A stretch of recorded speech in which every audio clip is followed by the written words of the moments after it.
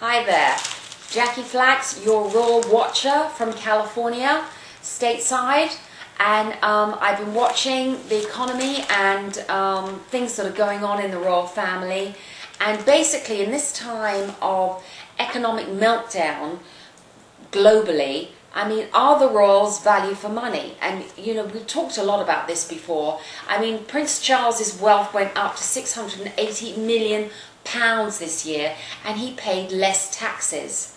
How did that happen? And the Queen is now worth a mere paltry £320 million, and she wants the British people to pay for her plumbing. I don't think so, Liz. Anyway, so if our royals had to work, this was a very interesting article that I picked up when I was in London, and I thought it was very funny.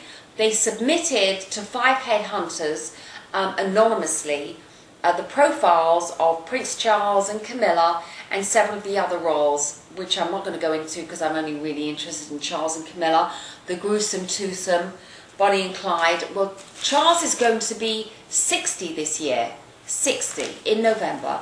And he looks, let's face it, he looks 80. His hair's gone white. It looks like he's aged 30 years in the 3 years that he's been married to her. She looks better than ever. That's because he's been spending millions on facelifts and God knows what else to give her, you know, a new look. And she's like super designer clothes and blah, blah, blah. But is she value for money? My big answer would be a big fat zero. But anyway, they submitted him under the name of Sir Quinton Price. And basically what these 5 headhunters said about him anonymously, that this man, they get the feeling that he has been dominated by all the women in his household, and there's an undercurrent of bitterness here. Charles, no. And this man could not possibly join the general workforce, and he has a terrible attitude. His only hope is to call on his old boys network, and possibly he could find a swanky job as a doorman in a swanky hotel at the value of £14,000 a year. So that's where he is. That's our Prince Charles, who's worth £680 million. And the papers also said that he got all his taxes went down at the time that his revenue went up, and that's because he put Camilla down as a tax write-off and all things that the tax men would have thrown out and said you can't possibly do this, but because he's Prince Charles, they allowed it all to go through. And now our favourite Duchess, is she value for money? Well, big fat zero there. They sent her in as an assumed name, Henrietta Courtney Blythe, and that her personal interests were hunting, smoking, and shooting. Yeah, well, they didn't add drinking to that, but they could have. So hunting, hunting, shooting and smoking were her personal interests. And what they said about her was actually that it's too late for her.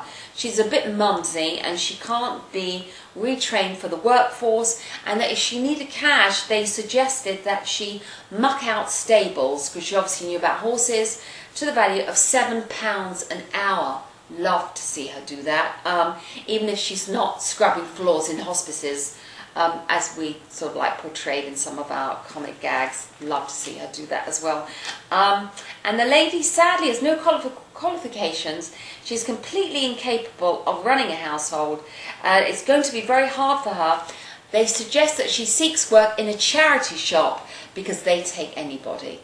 And that's who the rich people are paying, I don't know, millions or hundreds of, a lot of money for them to live in their huge, huge mansions and pay enormous staff, and they do nothing. I mean, they say that she is she is the benefactor to 40 charities, but does she show up to any of them? Does she raise money for any of them? Does she do anything?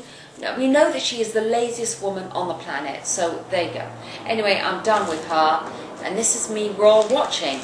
Now, people that have listened to me talk in the past, I did watch the Diana inquest, and I did think that that was a whole complete travesty of justice, as I know a lot of people who watch me thought that as well.